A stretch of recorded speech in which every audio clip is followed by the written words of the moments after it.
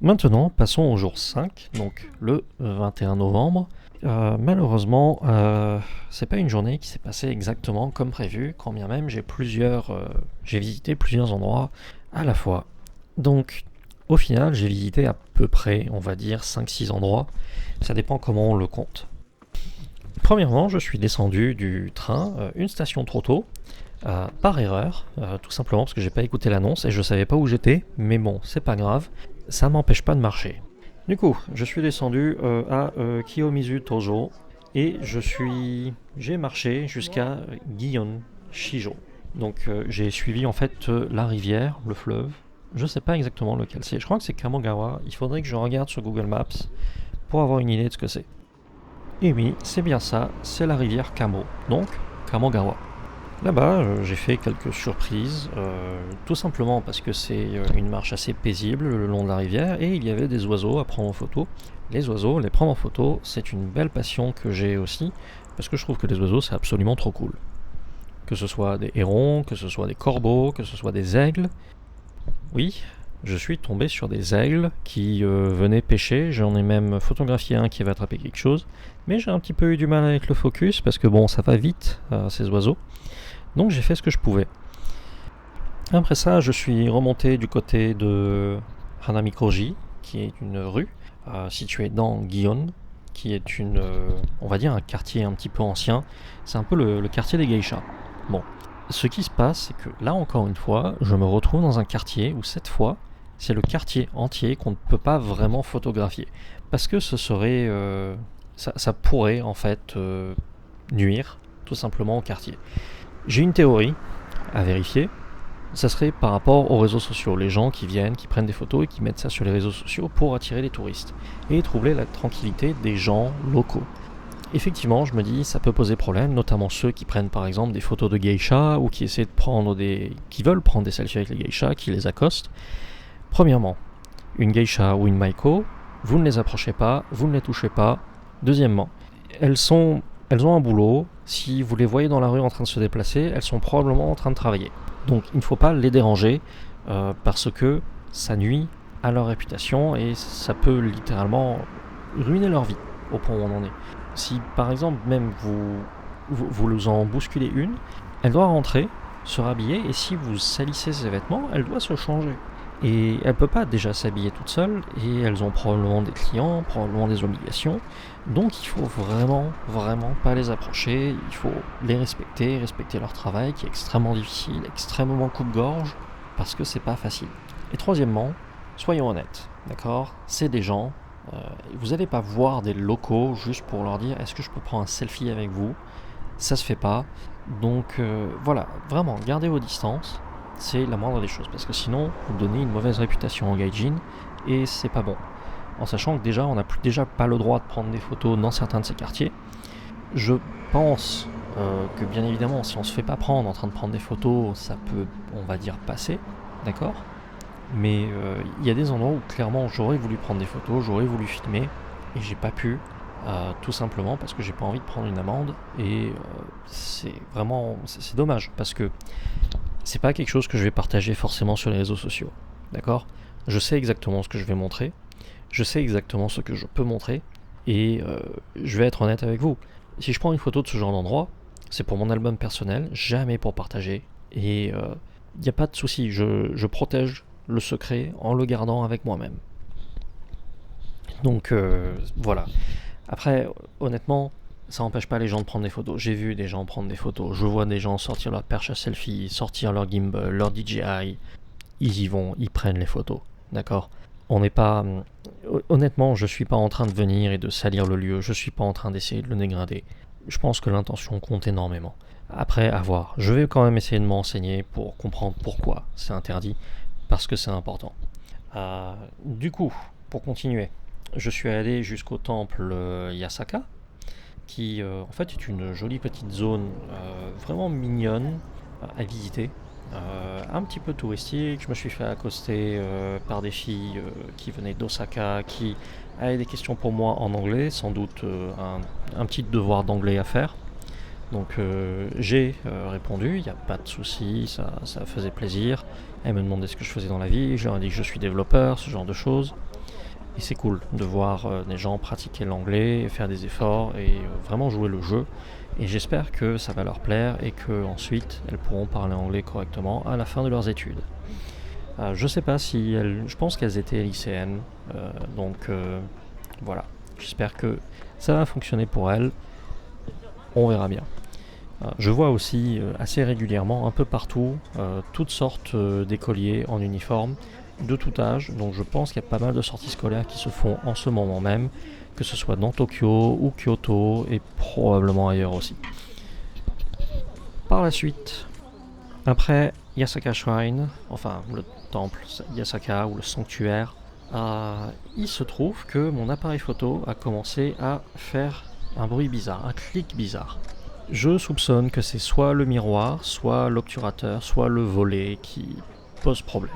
Je sais pas ce que c'est, mais mon Canon 90D ne peut plus être utilisé pour prendre des photos de façon fiable, et je suis en absolue putain de dépression. Je suis fou furieux à cause de ça. Donc, j'ai quand même visité un dernier truc dans la zone où j'étais, qui était le Ryozen Kannon, qui est une grande statue de Bouddha.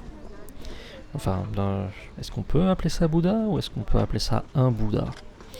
Je sais pas trop, honnêtement. Mais bon, il y a l'entrée, c'est 300 yens. On nous donne un petit stick à poser d'encens pour juste devant. Ouais, c'est un Bouddha, hein, ça compte comme un Bouddha. Et on peut rentrer dans le Bouddha aussi. Donc c'était joli. Mais honnêtement, j'avais pas vraiment fait la tête à ça. Je voulais visiter aussi d'autres endroits dans ce coin-là et je vais probablement y retourner le lendemain. Donc on va voir. La magie de l'édition fait que vous saurez directement si j'y suis retourné ou pas. Moi pour le moment, je suis pas encore décidé. Mais là, je suis encore sur ma perte et j'ai un peu envie de parler de ça aussi parce que j'ai vraiment besoin d'en parler. Ce qui se passe, c'est qu'il y avait 2 magasins photos que j'ai pu trouver qui étaient pas trop loin. L'un d'eux semble avoir fermé, mais c'est pas dit sur Google. J'ai essayé d'appeler le gars, il répondait pas vraiment au téléphone, donc ok, d'accord, cool. Et puis va lui expliquer les trucs en anglais, parce que est-ce que je vais réussir à lui expliquer en japonais? Non, bien sûr que non.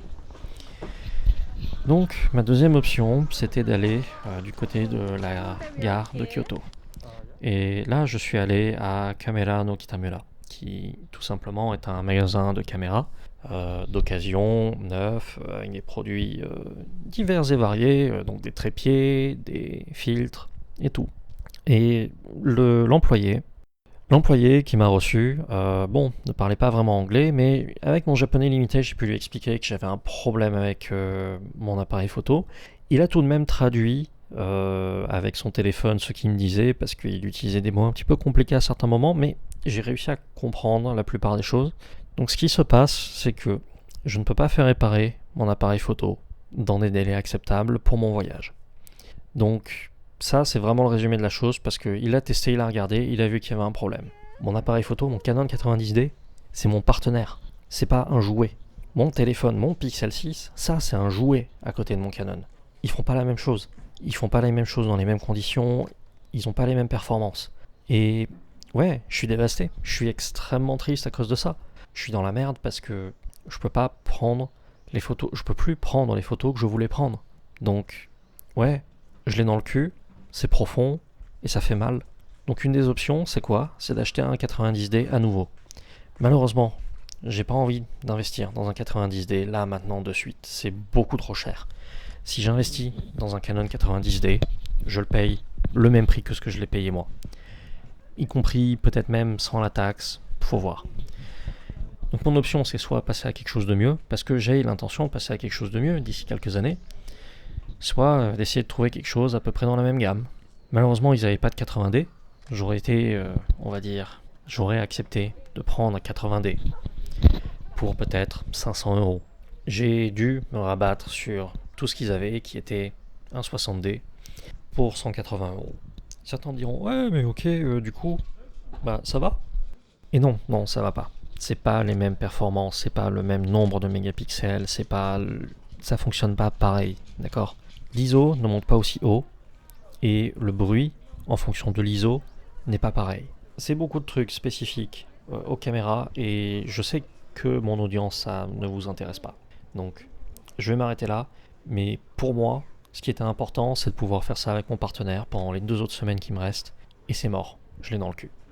Et pour le moment, je suis encore de mauvaise humeur à ce sujet parce que c'est beaucoup d'argent, d'accord. L'appareil photo, il a 2 ans et quelques mois, donc il est hors garantie.